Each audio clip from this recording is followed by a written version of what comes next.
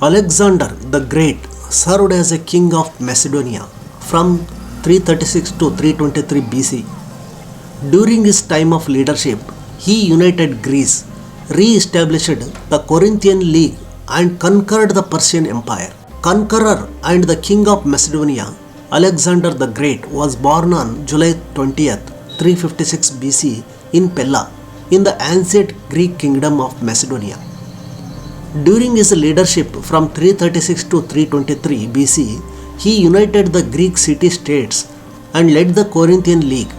He also became the king of Persia, Babylonia, and Asia, and created Macedonian colonies in the region, while considering the conquests of Carthage and Rome. And his early life was, that is, the Alexander the Great was born in Pella region of the ancient Greek kingdom of Macedonia on July 20th, 356 BC, to parents of King Philip II of Macedon and Queen Olympia, the daughter of the king Neoptolemus. The young prince and his sister were raised in Pella's royal court.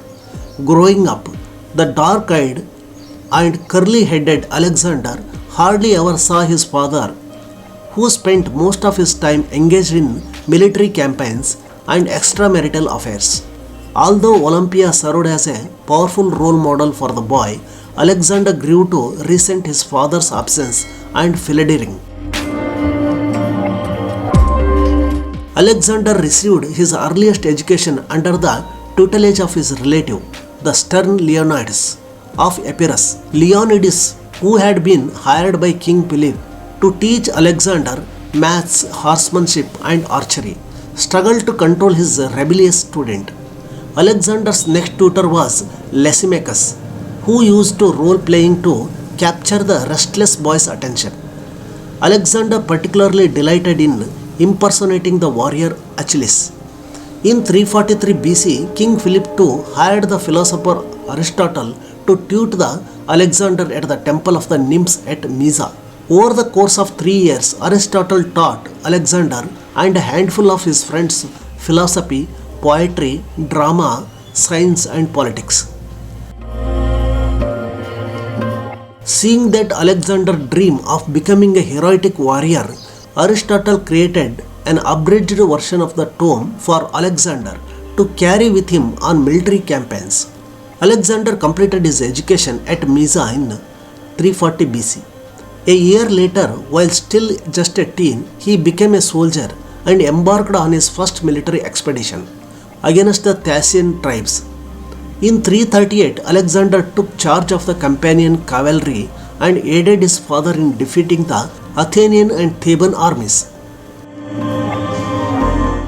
Once Philip II had succeeded in his campaign to unite all the Greek states into a Corinthian league, the alliance between the father and son soon disintegrated. Philip married Cleopatra Eurydice, niece of General Attalus, and ousted Alexander's mother. Alexander and Olympia were forced to flee Macedonia and stay with Olympia's family in Epirus until Alexander and King Philip II were able to reconcile their differences. In 336, Alexander's sisters wed the Molossian king, an uncle who was also called Alexander. During the festival that followed, King Philip II was murdered at the hands of Pausanias, a Macedonian noble. In the wake of his father's death, Alexander, then 19, was determined to seize the throne by any means necessary. He quickly garnered the support of the Macedonian army, including the general and troops.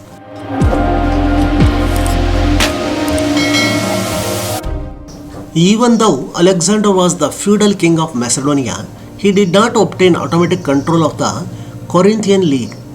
In fact, the southern state of Greece were celebrating Philip II's death and expressed divided interests. Athens had its own agenda. Under the leadership of Democritus, the state hoped to take charge of the league. As they launched independence movements, Alexander sent his army south and coerced the region of Thessaly into acknowledging him as the leader of the Corinthian League. Then, during a meeting of league members at Thermopylae, Alexander elected acceptance of his leadership by the fall of 336. He reissued treaties with the Greek city-states that belonged to the Corinthian League, with Athens still refusing membership, and was granted full military power in the campaign against the Persian Empire. But before preparing for the war with Persia, Alexander first conquered the Thracian rebellions in 335, securing Macedonia's northern borders.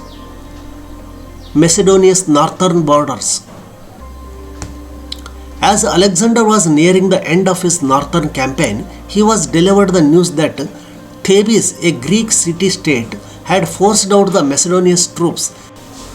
Alexander leaped into action, marching his massive army, consisting of 3,000 cavalry and 30,000 infantry, southward all the way to tip of the Greek peninsula.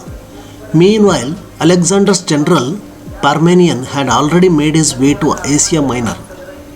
Alexander and his forces arrived in the Thebes so quickly that the city-state did not have a chance to pull together allies for its defense.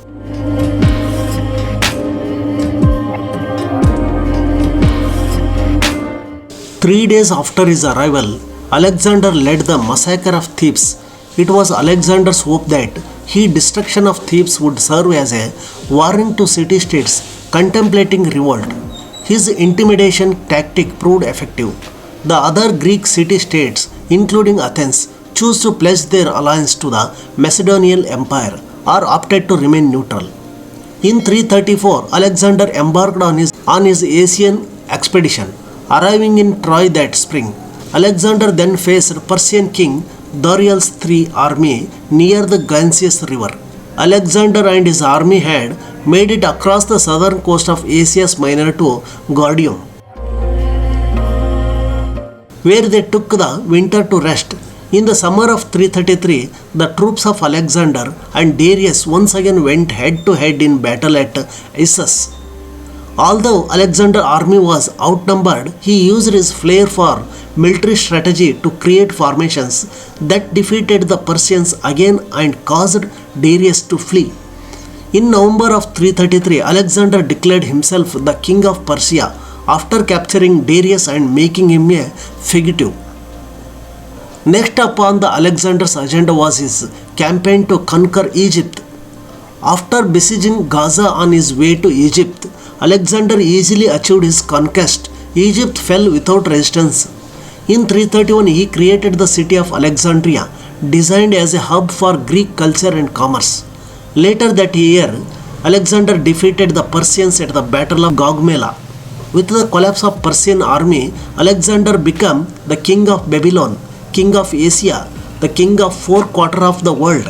In 325, after Alexander had recovered, he and his army headed north along the rugged Persian Gulf, where many fell prey to illness, injury and death. In February 324, Alexander at last reached the city of Susa.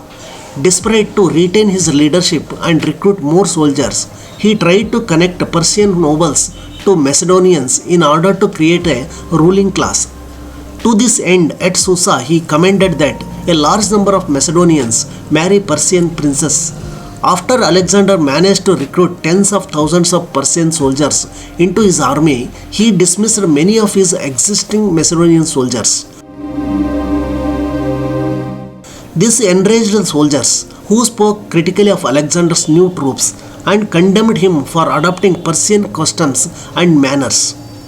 Alexander appeased the Macedonian soldiers by killing 13 Persian military leaders. While considering the conquests of Carthage and Rome, Alexander the Great died of malaria in Babylon.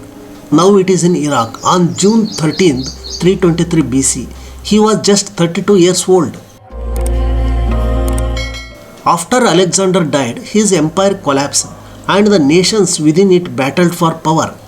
Over time, the cultures of Greece and Orient synthesized and thrived as a side effect of Alexander's empire. I hope this video will be useful for you. Friends, if you are not subscribed to this channel, kindly do subscribe for getting more information like this. Thank you.